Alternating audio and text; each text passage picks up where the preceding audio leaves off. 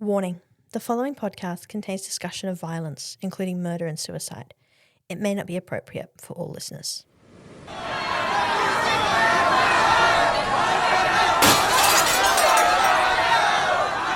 It's the 17th of October, 1854. It's a hot, blustery day in Ballarat, Victoria. There's a hint of thunder about the goldfields, although right now it's mercilessly sunny. But the vicious weather is nothing compared to the mood of a large crowd of diggers, storekeepers and other sundry residents of the Ballarat community who have gathered outside a large, stately hotel just above the Eureka Lead. It's called, perhaps a little unimaginatively, the Eureka Hotel, and despite the heat of the day, the crowd aren't here for a cooling pint. Just 10 days ago, a fellow digger, James Scobie, was murdered by none other than the proprietor of the Eureka Hotel, James Francis Bentley. Scobie's death caused an already tense situation to reach boiling point. The Goldfields population is already unhappy about the overall corruption and general incompetence of the authorities, and now one of their own has been murdered. To make matters worse, the inquest into Scobie's death was presided over by Bentley's business partner, Magistrate John Dews. Despite eyewitness testimony, Bentley walked free and the diggers are furious. They want justice for their murdered friend and they'll have it too. They've sent petitions and deputations to the Police Commissioner, the Gold Commissioner and His Excellency Sir Charles Hotham, Governor of Victoria, but are yet to receive a single response. No one has done anything to correct this rank injustice. Bentley's still free, Scobie's still dead, and no one has been held accountable for it. So, on this roasting October day, they're going to do something about it themselves. They make angry speeches, calling on Bentley to come out and answer for himself. Illegal alcohol sellers, known as sly groggers, move through the crowd, which becomes ever more drunk and bellicose as the afternoon wears on. Bentley himself is still in the hotel, along with his pregnant wife Catherine and their 9-year-old son Thomas. He's just been assured by none other than the Chief Commissioner of Police that the crowd is peaceful and no harm is likely to come to him or his family when a rock comes sailing through one of the windows. Someone outside calls for Bentley to be lynched and another voice answers that he has rope. More rocks begin to fly through the windows, terrifying the Bentleys, their staff, and the guests inside the hotel. It then gets uglier. Spurred on by alcohol, the heat, and a burning sense of injustice, the diggers actually start to tear down the building. They rip the outside boards off the Eureka Hotel with their bare hands, and it is at this moment that the Chief of Police suggests Bentley make a run for it. Shortly after Bentley flees, the diggers set fire to his house and watch gleefully as it collapses in an inferno of justice. Later, some will be more circumspect, realising that there will be consequences, but most people involved at this point are just delighted to have given James Bentley exactly what he deserved. A year later, Peter Lawler, the so-called Commander-in-Chief of the Stockaders, who also happened to be a personal friend of Scobie and was there the day the hotel burnt down, will claim that no one at the meeting planned to burn down the hotel. According to him, and to the story that's been told ever since, it was merely the result of good men who had been pushed too far by corrupt authorities, and the arson was a completely spontaneous act. Or was it? I'm Juliana, and you're listening to The Skeptical Historian Writes a Thesis.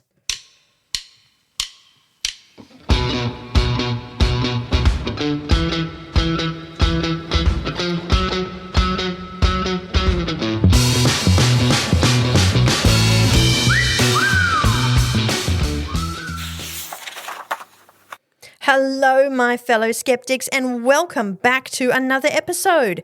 If you are listening at the time of recording, I want to give you a huge personal thank you for sticking with me while I've been knocked around by a recent bout of serious illness. You really have no idea how much all your messages meant to me, and I'm so glad to be back with you for another take on the mystery that is history. I wanted to come back with this episode because it's one of the most, hotly contested events of the violence on the Ballarat goldfields in 1854. Did the murder of Scobie, the acquittal of Bentley, and the burning down of the Eureka Hotel have any connection to the Eureka Stockade? Was the burning down of the hotel a symptom of the mismanagement by Goldfields authorities? Were the diggers justified in their actions, or were they just a pack of violent arsonists? And what were the consequences of burning the hotel? It was a major event, to be sure, but it's often overshadowed by the Battle of the Eureka Stockade, which occurred a little over 6 weeks later. It's often been simplified too, and the common claim is that the only person who suffered from the loss of the hotel was James Bentley himself, a cheat, a liar, a murderer, and an all-round awful human being. Before we consider if this is true, I want to acknowledge that I am podcasting today on the sovereign lands of the Wurundjeri and Wathaurong people. I recognise their deep and continuous connection to the lands, waters and skies of their home, and I'd like to extend that respect and acknowledgement to any Indigenous people listening today.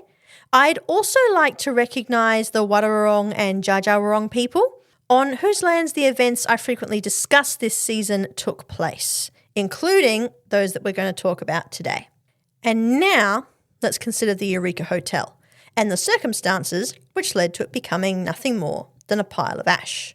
Because this event happened before the stockade, I'm not going to go into detail about that today, and I have also covered it pretty extensively in Season 1. The burning of the Eureka Hotel and the Eureka Stockade are related events, but if you'd like to know more about the stockade itself, or if you just want a refresher, you can have a listen to either Unearthing Eureka 1854 or the bonus episode The Eureka Stockade in 10 Minutes, both of which are from my first season. If you'd like an overview of Goldfields culture, I've got you covered too. You can tune into the episode Ballarat, Bendigo and Beyond, also from Season 1. If you're off to reacquaint yourself with Eureka, pause this episode now, and I'll be right here when you get back. If you're still here, and a big welcome back to those who have rejoined me, grab a bucket and put 000 on speed dial because things are about to get fiery in here. Or they will shortly, because we're actually going to begin this story 10 days before the Eureka Hotel burned down, with the murder of James Scobie, who was known as Scotty, a 19-year-old digger from Glasgow, on the 7th of October, 1854. Scobie and a friend, Peter Martin, had met up unexpectedly on the diggings after saying goodbye to each other in Scotland around 12 months earlier. They decided to celebrate by having a drink together. One drink turned into 2, which turned into 3, which turned into 4, which turned into, I think you get the picture. By the time the 6th of October rolled into the 7th, the pair were spectacularly intoxicated and were staggering along one of the winding paths on the Eureka Gold Lead that had the nerve to call itself a street. Given how dark it would have been and how drunk the two men were, I'm actually surprised they didn't fall into a mine shaft. Prior to the installation of streetlights in Ballarat in 1881, this was actually the most common form of accidental death, falling down a mine shaft at night. And many of the victims were, in fact, intoxicated. Of course, in 1854, there were certainly no streetlights, and there would have been mine shafts in every direction, which suggests that Scobie, even drunk as a skunk, was familiar with the area and knew his way around. It's believed that Martin and Scobie were heading back to the latter's tent on the Eureka Lead when they saw a light on in James Bentley's Eureka Hotel and decided to have one last drink. The hotel was closed and Bentley refused to let the men in, which is understandable, and told them on no uncertain terms to get lost. Scobie and Martin got angry and the former deliberately smashed one of Bentley's windows. which outraged the publican before declaring that Mrs. Bentley was a whore and then leaving with Martin. Repugnant behaviour, for sure, but nothing Scobie did could have justified what the Bentleys did next. As Scobie and Martin were walking, or more likely stumbling, back to Scobie's tent, the Bentleys and at least 3 of their staff left the hotel and went after them. Exactly what happened next is disputed, but we do know that the Bentleys and their staff caught up to Scobie and Martin and viciously assaulted the pair of them. Scobie was either struck in the head with a spade or kicked with, as it says on his autopsy report, a booted foot, and died as a result. Martin rushed off to fetch a local doctor, but there was nothing that could be done to save Scobie. Ironically, his autopsy was held at the Eureka Hotel. The murder of a young man, especially one as popular as Scobie was, would have been enough to set Ballarat ablaze, but it was what happened next that caused public outrage. An inquest into Scobie's death was held at the courthouse in Government Camp, with Police Magistrate John Dews presiding. Dews, as you may recall from our immersion at the beginning of this episode, was Bentley's business partner. There were at least 2 eyewitnesses who had seen Bentley, his wife, and their staff leave the hotel and assault Scobie, and many more had heard the altercation from their tents, from the time Scobie and Martin were hammering on the door of the Eureka Hotel to when the Bentleys returned after beating the pair. One even claimed to have heard Catherine Bentley say, "That's the way to serve these sweeps," and Peter Martin identified the Bentleys as the ones who had attacked him and Scobie. For their part, James and Catherine Bentley said they'd never left their hotel and hadn't heard any disturbance until the doctor had arrived and ordered them to open so he could perform an autopsy. This may seem strange to us, but it was actually quite a common practice at the time. Hotels were regularly used as makeshift morgues or coroner's courts, as they often had cold rooms or cellars which could be used to store bodies for a limited period of time. Given the weight of evidence against him, many expected that Bentley, if not his wife, would be held accountable for Scobie's death. As you may have guessed, Dews was never going to let that happen, and the inquest was so blatantly corrupt it would have been laughable if it hadn't been so serious. Not only was it overseen by Dews, but Bentley was seen talking to the jurors at the inquest. At this time, the finding of a coronial inquest was made by jurors, not by coroners.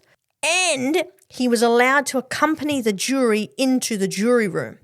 To make matters worse, he was also allowed to directly question witnesses in violation of the laws at the time. The jury found that Scobie had been murdered by a person or persons unknown, and Dews declared Bentley and his hotel completely exonerated. Later that afternoon, several members of the jury were seen at the Eureka, being served suspiciously expensive drinks with no payment in sight. Let's take a break here, and when I get back, we're going to have a closer look at James Bentley, his wife Catherine, and how their fabulous hotel ended up in ruins. Stick around, I won't be gone long. And welcome back to The Skeptical Historian Writes a Thesis. It is impossible to understand the circumstances that led to the burning of the Eureka Hotel without understanding the Bentleys a little bit better. James Bentley had a reputation as a corrupt and violent man. The former was true, but there's actually little evidence of the latter. Certainly he chased down and beat James Scobie to death, but he had no prior convictions for assault and had not been arrested since he'd finished serving his sentence on Norfolk Island, where he'd been transported for forgery almost 10 years earlier. Despite often being portrayed as a craven figure and the kind of man who'd rob you as soon as look at you, there's no evidence he was any of these things, actually. Rather, he was a victim of the social stereotype of the ex-convict. While this is a rather romantic image today, in 1854 it most certainly was not. Many Victorians were opposed to transportation by this point, not because the system was cruel and unspeakably evil, even by the standards of the time, but because they believed convicts were naturally criminally inclined and immoral and would cause all manner of social ills in their precious colony. This was clearly untrue, and many ex-convicts, most of whom had been transported for petty, non-violent offences, such as stealing a length of rope or a square of cloth, went on to lead, if not successful, then comfortable lives in the colonies after they'd served their sentences. Some, of course, did go on to become very successful. That said, convicts did experience severe trauma, both due to the brutality of the system of transportation and often because they were then ostracised by society later and treated as second-class citizens. As we know from modern studies, one of the ways trauma can express itself is through violent behaviour, but not every ex-convict was violent. None of this is to defend James Bentley or justify the murder of Scotty Scobie, but simply to provide some social context. Bentley was an ex-convict who had defied the colonial social order, which demanded he remain firmly at the bottom of the hierarchy, but instead he'd moved to the top. He had a successful business and was, by all accounts of the time, a doting father, a loving husband, and a good employer. He had wealth, and what he wanted now was respect, something which the free immigrant population refused to give him or his wife, which undoubtedly made him bitter. Again, there's no excuse for what he did, but he wasn't quite the monster history has made him out to be either. As for his wife, Catherine was a young woman from Sligo, Ireland, just 22 in 1854. She was a free immigrant, not an ex-convict as is sometimes claimed, and had married Bentley in Melbourne shortly after she immigrated in 1852. He was 13 years her senior and running a successful confectionery business when they met. Now, this may seem like an uncomfortably large age gap in the modern day, but it actually wasn't all that unusual in the 19th century, when marriage was less about love than it was about security, stability, and social status. This is not to say Catherine and James didn't marry for love. They may very well have done, merely that their age gap wouldn't have raised any eyebrows in Melbourne at the time. However, the marriage also made sense for other reasons too. Marrying a free immigrant would have helped Bentley shrug off some of his convict stain, and he, in turn, provided her with a sense of economic security. By 1854, the couple had moved to Ballarat, and James Bentley was president of the Licensed Viticulars Association, and the Bentleys were the owners of the largest and most successful hotel on the diggings. Technically, it was Catherine's hotel, as her husband's ex-convict status precluded her from taking out a hotelier's licence, and she certainly put her heart and soul into being an excellent hostess.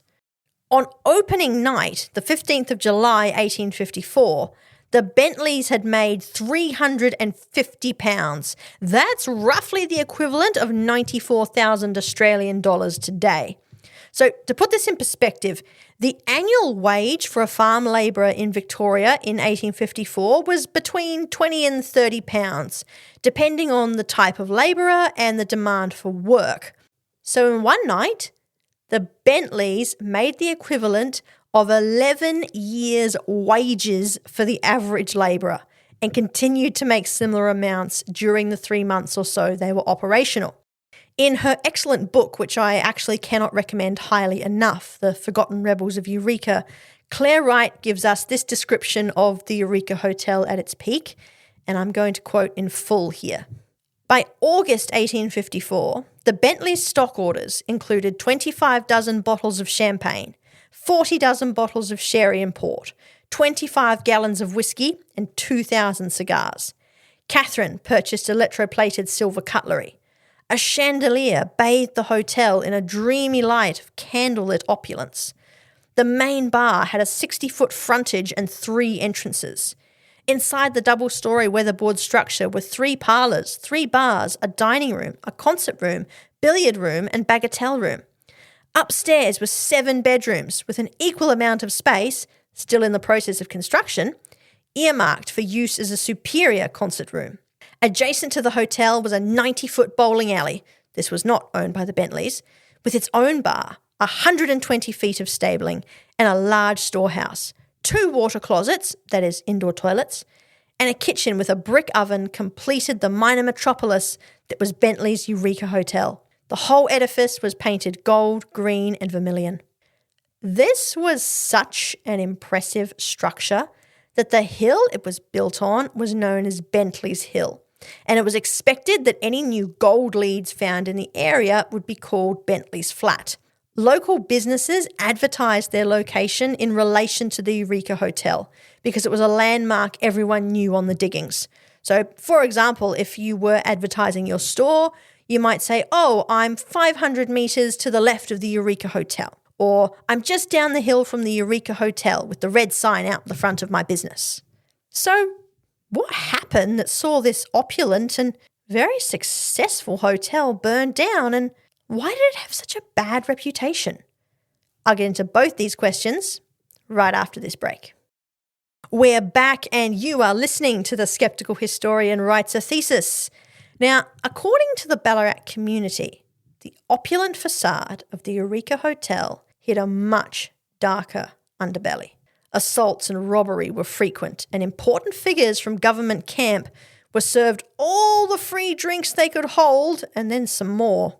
Guests staying at the hotel often had their belongings taken from them while they slept. And violence was so frequent it was nicknamed the slaughterhouse among those unfortunate enough to be in the know about what went on behind the closed doors. An old resident of Ballarat recalled to historian William Withers in the 1870s that the hotel was of most infamous and ill repute, and that it was a wonder Bentley did not lose his licence. While it was not known at the time, the reason Bentley could operate in such a lawless manner was because of a man we've already met twice in this episode, Magistrate Dews. Dews was a frequent guest at the Eureka Hotel and one who never paid for his drinks. As the senior magistrate in the district, he was also responsible for approving new applications for hotel licences. Given he was Bentley's business partner, although the extent of that relationship would not be revealed until after the hotel had burned down, this created a massive conflict of interest. Shortly after Eureka was built, Dews actually began ordering investigations into other hotels in the area who he claimed were violating the licensing laws, and he frequently refused new applications that came before him. In the aftermath of the fire, it would be revealed that Dews' business relationship with Bentley stretched to a massive sum of around £30,000 that he had personally invested in the Eureka Hotel. That's about 8.1 million Australian dollars today. Dews had a vested interest in that business doing very well. Clearly, he was abusing his power to grant or withhold liquor licenses, and Bentley was paying him to do so, both with bribes and also with grog. But that Dews was also the judge at the inquest in which Bentley was accused of murder beggars belief. If a magistrate today sat on the bench during a case, any case, in which the owner of a business the magistrate had made an $8 million investment in was on trial, they'd probably be facing a jail sentence when they were caught. As it happens, Dews was caught, but not until later, and the Gold Commissioner and the Governor, who wanted to avoid a scandal, simply had him quietly fired. But for all this gossip about the Eureka Hotel, there's something very important to point out. Very few of the people who gave evidence about its unsavoury reputation had ever set foot inside it. They didn't drink there because they didn't like Bentley. And the vast majority of those who called Eureka the slaughterhouse were simply repeating gossip they had heard on the diggings. While there's no doubt that illegal activity did occur inside the Eureka Hotel, including illicit gambling, robbery, assault and burglary, these were things that happened inside every hotel in the area. The Ballarat goldfields were not quite the Wild West, but they were managed by corrupt and incompetent officials, if you can even call it management.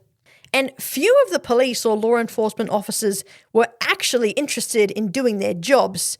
They just wanted the revenue from the fines. Anyone who visited a hotel in this period, even a licensed one like Eureka or the Ballarat Hotel, which is today known as Craig's, put themselves and their possessions at risk. Certainly, there was no denying that James Bentley was corrupt and happy to pay bribes of both money and alcohol to government and judicial officials, and that these men were happy to take both. But lurid stories about murders taking place in the back bar while the police commissioner drank in the front do need to be taken with a large helping of salt. The Eureka Hotel was probably no more violent or unsavoury than any other establishment on the diggings at the time. Much of its bad reputation probably came about because of the prejudice towards James Bentley and because he and his corrupt friends were destroying the competition through illegal means. Now, had Bentley stopped at corruption rather than crossing the line to murder, he probably would be remembered as a successful merchant and businessman, perhaps even a uniquely Australian embodiment of the troublesome bootstrap smith. Ex-convict becomes fabulously wealthy hotelier. It's even possible that the Eureka Hotel would still be standing today and history-loving tourists like me would pay just that little bit extra to stay there and soak up the ambience. Now, I don't know about you skeptics, but I'm a sucker for a historic hotel. However, as we know, Bentley didn't stop at corruption. And while community outrage over the murder of Scobie and the joke of an inquest was completely understandable, was that all that led to the burning of the Eureka Hotel? And was it quite as spontaneous as the diggers would have us believe? Peter Lawler, in the letter I mentioned at the top of this episode, was right in saying that the crowd did not initially meet outside the Eureka Hotel with the intention of burning it down. Prior to arriving at the hotel, however, a public meeting had been called to address the diggers' grievances over the murder of Scobie and the inquest. At a time before universal suffrage, and at this point in Victoria, only men owning property over a certain value could vote, public meetings were a common way for ordinary people to make their voices heard, and it was often at such meetings that petitions were drawn up and signed, committees were formed, and fundraising occurred. At this meeting, £200 was raised to be offered as a reward for information that could lead to the conviction of Scobie's murderer. Now, that's about $53,400 today, so a considerable amount. Several other resolutions were passed, but there was also a feeling in Ballarat that the time for talking was over and action was needed. It was decided that the meeting would march on the Eureka Hotel. The diggers had not yet decided to burn the place down, but they were angry. It was blazingly hot, and a good number of them had been drinking heavily. It was a recipe for disaster. The authorities had known about this meeting and, prior to it taking place, had decided to take precautions to avoid violence, or so they said. 5 police were stationed inside the hotel, and a small body of mounted police, known as troopers, were deployed when the meeting began marching towards Eureka. Stupidly, the troopers tried to break up a mob of thousands when they numbered less than 100 and tried to charge the group and force them to disperse. They simply made a bad situation worse, and the diggers believed, wrongly as it actually happened, that Bentley had got his friend Dews to send them in.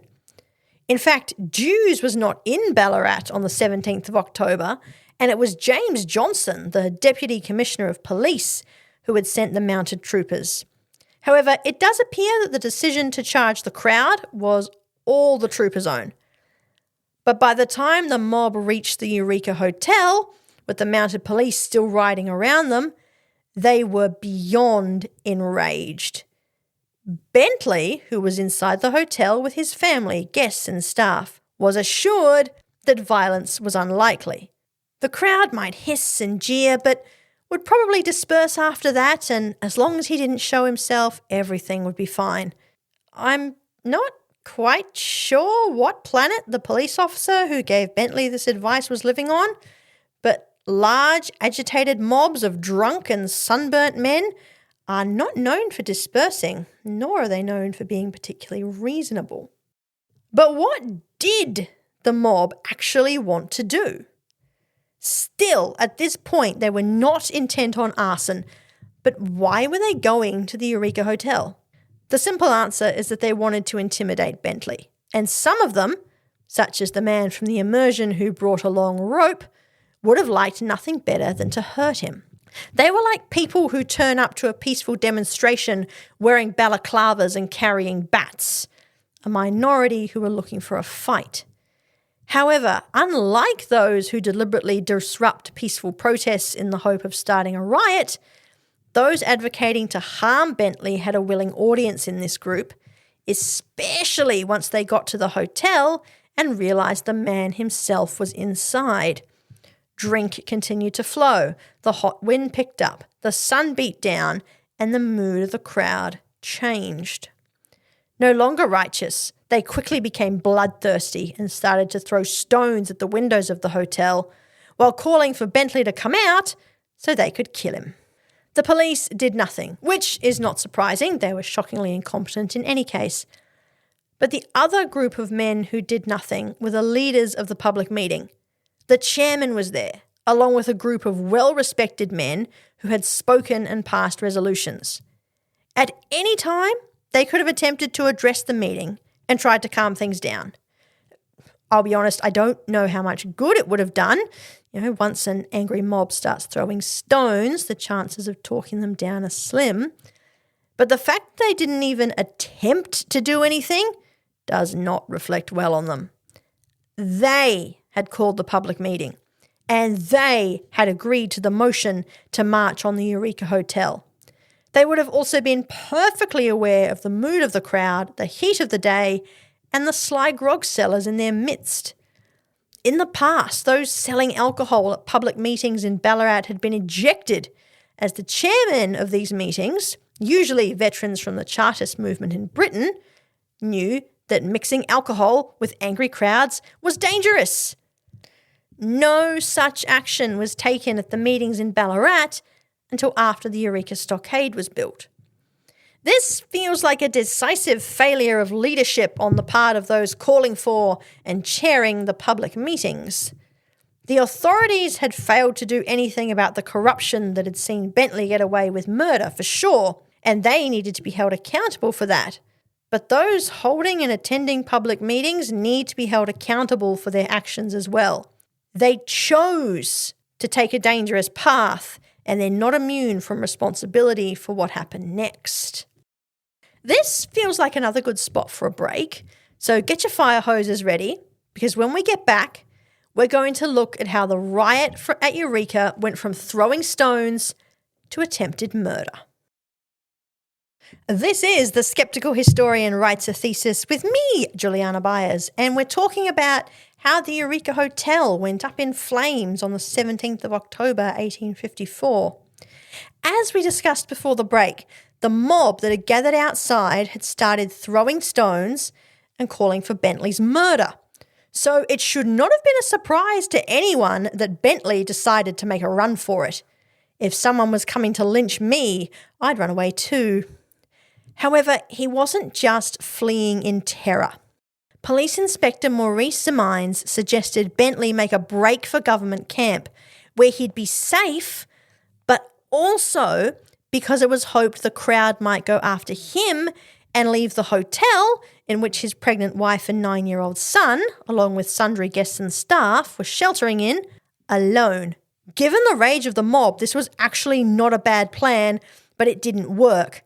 The mob saw Bentley ride away and they gave him a good hiss and a jeer, but they didn't chase him, and they later told lurid stories claiming he'd tried to disguise himself as a woman to avoid notice.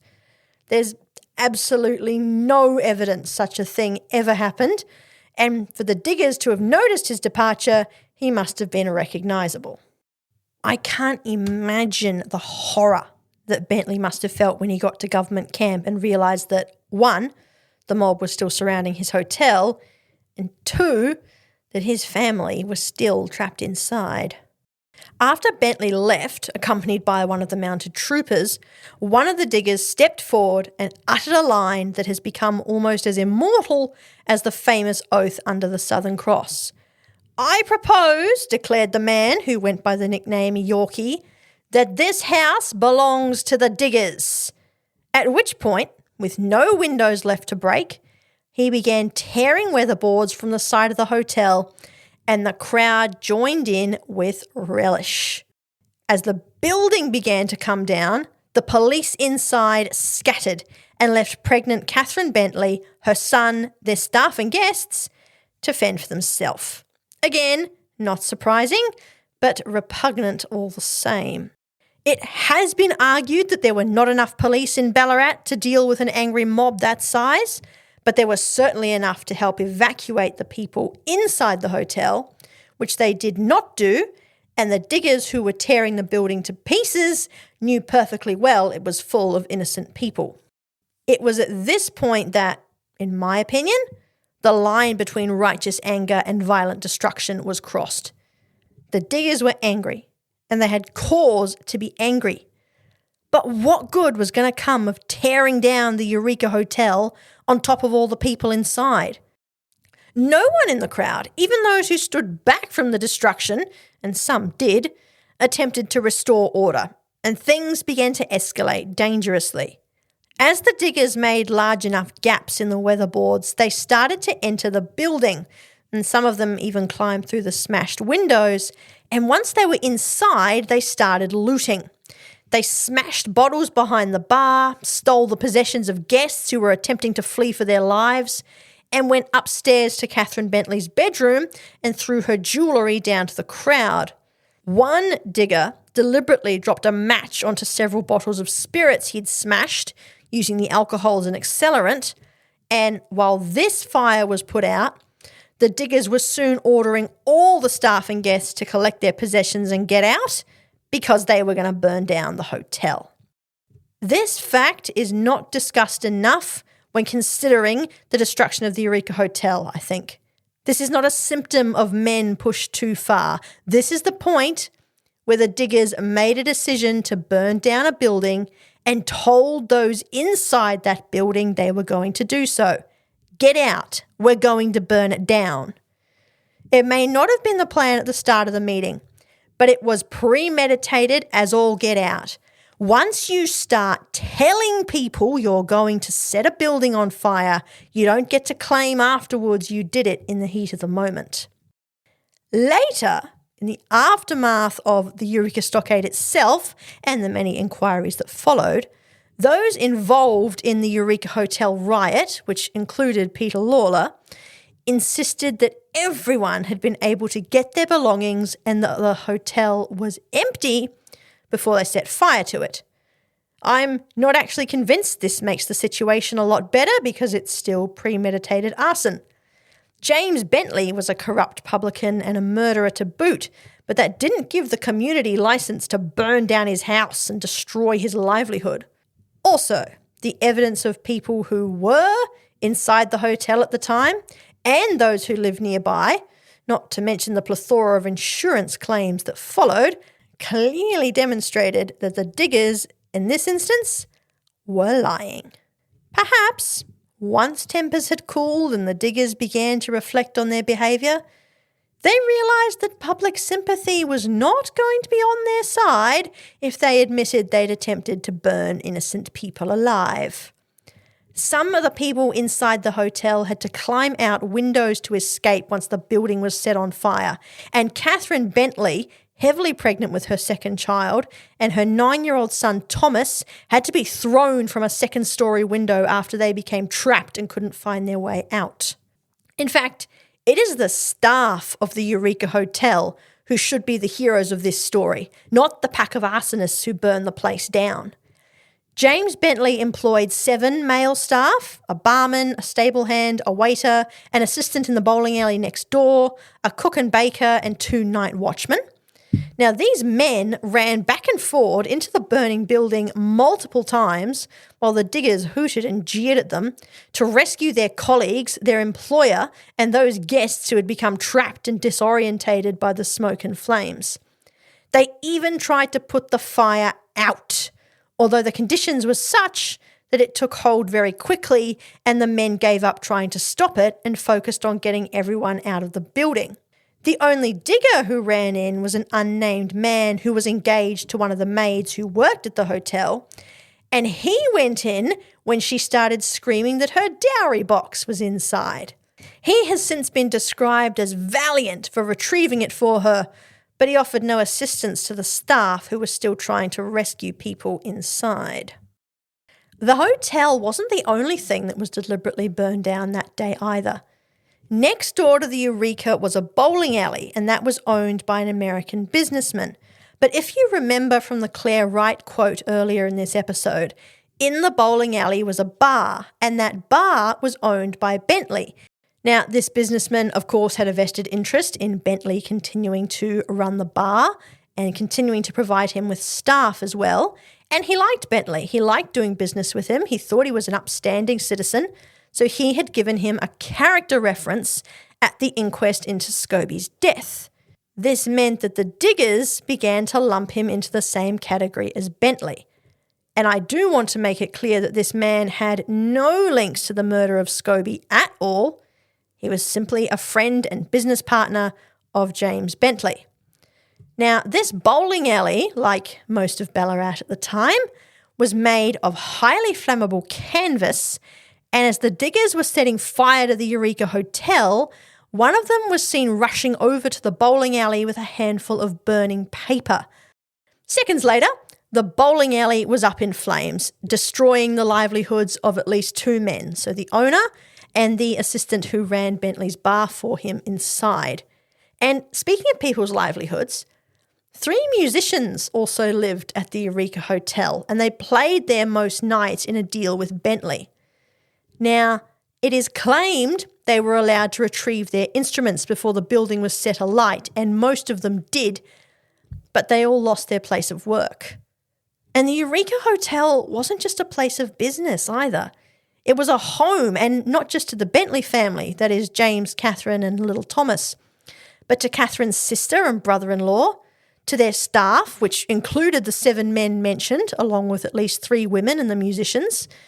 In fact, in total, 19 people lived permanently at the Eureka Hotel, and there would have been other staff who came and went for their shifts during the day or night, but all 19 of those immediately became homeless following the arson attack, and possibly up to a dozen or more lost their jobs. Now, I'm going to pause here for another break, and when I get back, we're going to consider the economic impact for the people affected and whether there is any truth to the diggers' claim that it was only James Bentley, his supporters, and his immediate family who suffered that day. Don't go anywhere. This is The Skeptical Historian Writes a Thesis, and you could certainly write a thesis about any aspect of burning down the Eureka Hotel. One of the most common claims about this is that, while it was tragic, the only people affected were the Bentleys. As we've already seen, this is untrue, but just how far did the damage spread?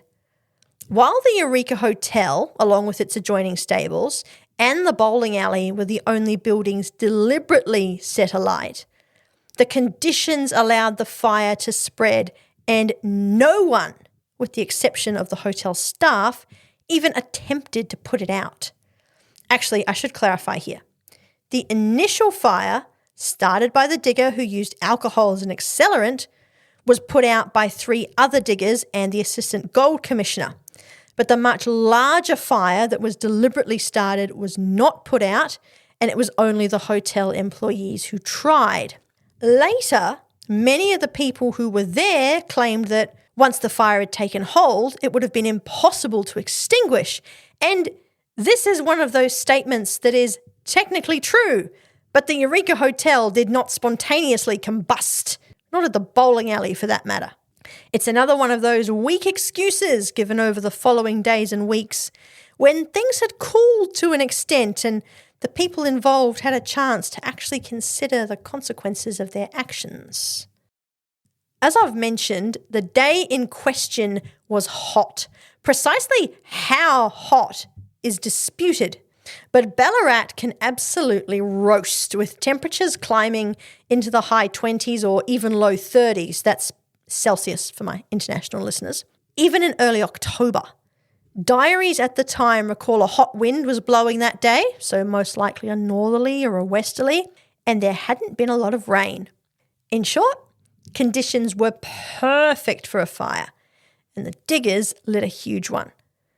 A nearby tent, which was the home of a family named Walsh, caught fire when the wind picked up, and Mrs. Walsh, who was in labour at the time, had to be rescued while burning canvas fell around her ears. The Walshes lost all their worldly possessions, and the baby was unfortunately stillborn. One of those musicians who had lived and played regularly at the hotel had been away on the 17th of October, and his instrument was destroyed in the blaze. A livery wholesaler and auctioneer who had conducted his business from the stables at the Eureka Hotel lost more than £2,000 of goods and livestock.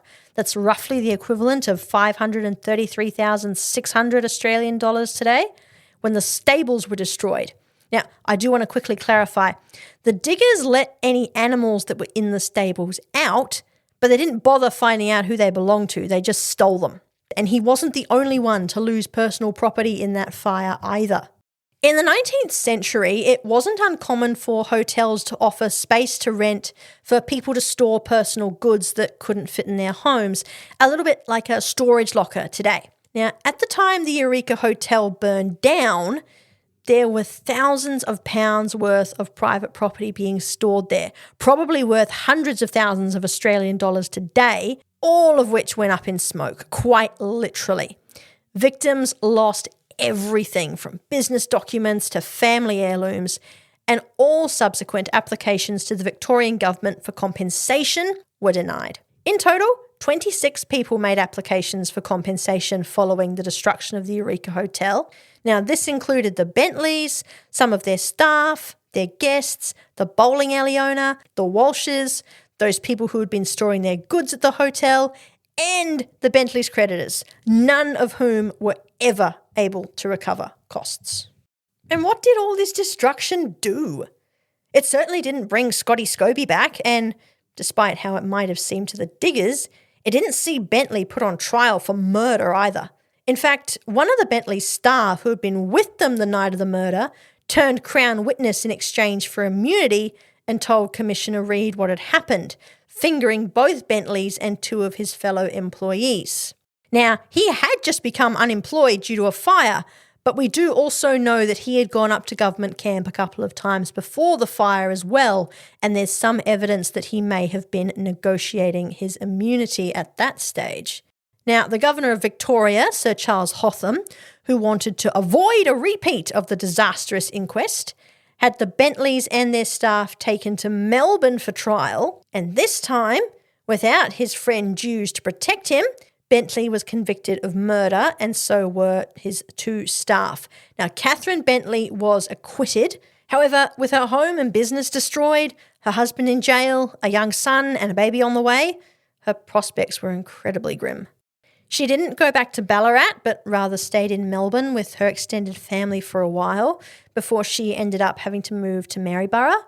Hers and James Bentley's second child, Louisa, was born in early 1855 while Bentley himself was still in prison. And in late 1855, Catherine was convicted of sly grogging, that is, selling alcohol without a licence, and fined. She was probably doing so to try and provide for her family. Now, James Bentley himself was released from prison after 3 years and joined her in what was then the very outskirts of Melbourne, near what is today Preston in the northern suburbs. Now not only an ex-convict but a convicted murderer and a bankrupt as well, Bentley found it impossible to find any kind of regular work, and he was never able to start another business again.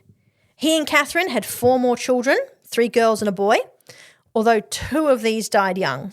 The family was never able to rise up from poverty again, and James Bentley committed suicide by poisoning in Ballarat Street, Carlton, and the irony of the name of that street is horribly uncomfortable, in 1873 at the age of 54.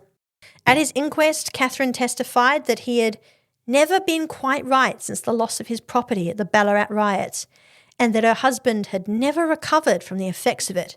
As Claire Wright notes, the effects of the riot at the Eureka Hotel had further consequences for the Bentleys. It echoed down their family line and to an extent continues today. Their descendants are still fighting for compensation. But their immediate family, their eldest daughter Louisa had 2 children before she was 20, and both had no father listed on their birth certificates, something which haunted her and them for the rest of their lives. Their second daughter, Matilda, was a mother of 7 when she died at the age of 31, and their youngest child, Ada, died in an asylum in 1934. It's unclear what became of Thomas, the 9-year-old boy who was thrown out of the second-story window of his burning home in 1854. He did survive that, but the trauma of this event and the sudden loss of everything he had, coupled with the jailing of his father, must have deeply affected him. As for Catherine herself, she remarried following the death of her husband to a farmer named Andrew Mayo, although they never had any children together. She died of a stroke in 1906, 52 years after the Eureka Hotel riot, at the age of 75. She petitioned the Victorian government for compensation for the rest of her life, but like every other victim, both of the hotel riot and the later stockade, she never received a penny. The diggers got nothing from burning the hotel either, I must say. As mentioned, it had no impact on having Bentley charged with Scobie's murder, and 3 of the men involved in the arson were arrested over the coming days. This was a foolish decision by the authorities, as they picked 3 men at random to answer for the crime of thousands, and it only served to escalate tensions. Now, those 3 men were actually convicted, and they served sentences of between 3 and 6 months before being released and disappearing from the records. Dewes was quickly dismissed after the riot at the hotel, and he didn't just leave Ballarat, he actually left the colony entirely. He took up a position as a postmaster in Canada before disappearing in 1861 with £600 of post office funds. That's about $171,800. And it also turned out he was deeply in debt all over the town, which was called, of all places, Victoria on Vancouver Island. He fled first to England, then Germany, where, in a rather cruel parallel of the fate that eventually awaited his one-time friend and former business partner James Bentley, Dewes committed suicide. The police officers on duty on the 17th of October, who made no effort to try and protect life and property, were never held to account for their inaction.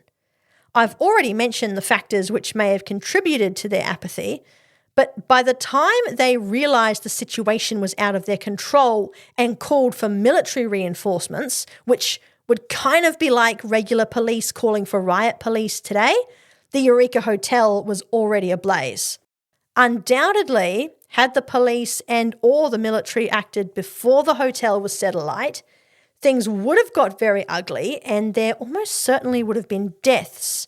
But the reason the riot at Eureka stopped at arson and did not cross the line to murder was not because of anything the authorities did.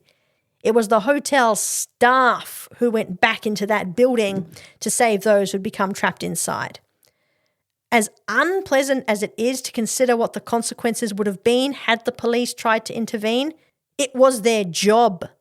And they not only failed, they didn't even try to do it. By the time the soldiers arrived, the situation was too far gone even for them to de-escalate it.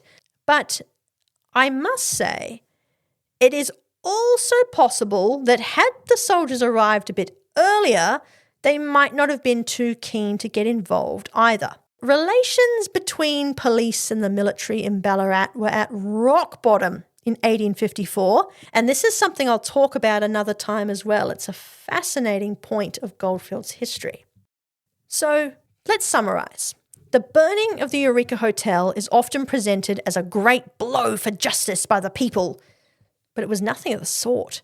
Yes, James Bentley and his staff should have been held accountable in the first instance for the murder of James Scobie and the violent assault of Peter Martin, and that Bentley was cleared at the inquest by the very magistrate who was his business partner and friend, and by a jury he openly bribed, speaks to the insane levels of corruption at Ballarat.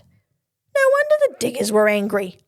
However, just as no circumstances justified Scobie's murder or Bentley's acquittal, there are also no circumstances which could have justified the premeditated arson attack on the Eureka Hotel and the attempted murder of those still inside. This wasn't a fire that started when someone at a riot threw a Molotov cocktail.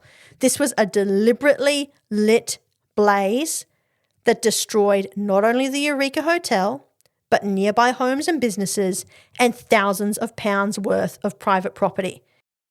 It ruined the lives of innocent people as well as those who were guilty. But speaking of guilt, just because James Bentley murdered Scobie, it did not give the mob license to attempt to burn his pregnant wife and 9-year-old son alive. The diggers who set fire to the Eureka Hotel that afternoon were nothing more than an angry mob. They were intent on harming someone with any connection to Bentley to make their point. Their behaviour was as abhorrent as that of the Bentleys themselves when they decided to follow Scobie and Martin back towards the Eureka lead on the 7th of October and beat them. Nobody in this horrible, tragic story has any excuse or any justification for their actions, and it was innocent people, as always, who bore the brunt of other people's angry, rash, stupid and cruel decisions. And that's actually all I have for you today. Thank you so much for listening to The Skeptical Historian Writes a Thesis. I'll be back on my regular schedule now that I'm well again, and new episodes will be released every second Tuesday and available wherever you get your favourite shows. If you want to get in touch with me, you can reach out on social media. I am Juliana Byers on both LinkedIn and Instagram. At the time of recording, my website is currently offline, but will be returning shortly. And you can join me next episode for another skeptical take on the mystery that is history. Bye now.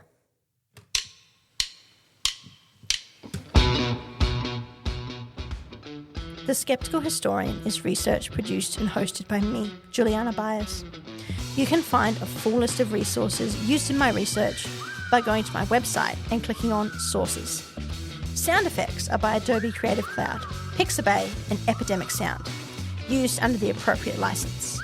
The music track The Whistle Funk by Telsonic was also used appropriately. Podcast hosting is by rss.com. See you next time, skeptics.